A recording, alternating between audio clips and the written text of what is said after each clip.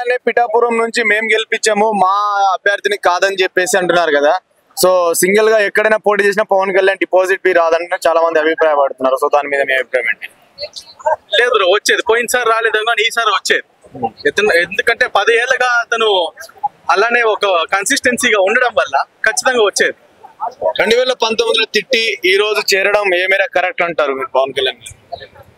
అదే వాళ్ళు చేసిన తప్పులు అంటే ఖచ్చితంగా తిడతారు బ్రో. పాలిటిక్స్ అనగా ఎక్కడైనా అంతే అలానే జరుగుతుంది. వాళ్ళు ఈ రోజు కొట్టుకుని రేపు ఒకటే దట్ ఈస్ హ్యాపెనింగ్ ఉంది, అట్లా అవుతూనే ఉంటుంది. అంటే అందరిలాంటి పొలిటీషియన్ కదా మరి పవన్ కళ్యాణ్ సపరేట్ ఎందుకు చెప్తున్నారు? అందరిలాంటి పొలిటీషియన్ ఎలా అవుతారు బ్రో? అతనికి ఉన్న ఫేమ్ ఏంటి? అంత లగ్జూరియస్ లైఫ్ అలా హరామ్గా బతుకుండొచ్చు. అవన్నీ వదిలేసుకుని వచ్చి ఇక్కడ చేయాల్సిన అవసరం అలాంటప్పుడు జగన్ బతకలేడు అనుకోవచ్చా? జగన్ ఫస్ట్ నుంచి వాళ్ళు జనరేషన్స్ నుంచి వాళ్ళు ఉండింది పాలిటిక్స్ లోనే. బట్ పవన్ కళ్యాణ్ ఎప్పుడు అతని లైఫ్ ఉంది. ఒక సినిమా ఫ్లాప్ అయినా కానీ అంత కొంచెం డబ్బు ఉంటుంది, అంత ఫేమ్ ఉంటుంది, అంత లగ్జూరియస్ గా నడవచ్చు. వచ్చి ఎండల్లో వానల్లో ఆడ తుప్పలకి ఇప్పుడు ఆడ పడుకోవాల్సిన అవసరం లేదు అతనికి లేదు.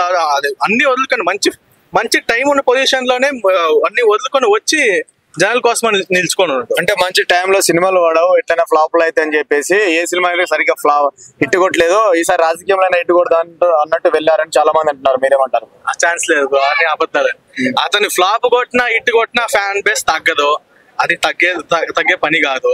అది హిట్ అయినా అవని ఫ్లాప్ అయినా అవని అతనికి ఈ సినిమా ఫిల్మ్ ఒక ఆల్టర్నేటివ్ అనే మేబీ తన మనసులో ఫస్ట్ నుంచి దీంట్లోనే ఉండాలేమో, జనాలకి ఏమైనా చేయాలేమో, అలానే ఏమైనా ఉండిందేమో, దానికోసం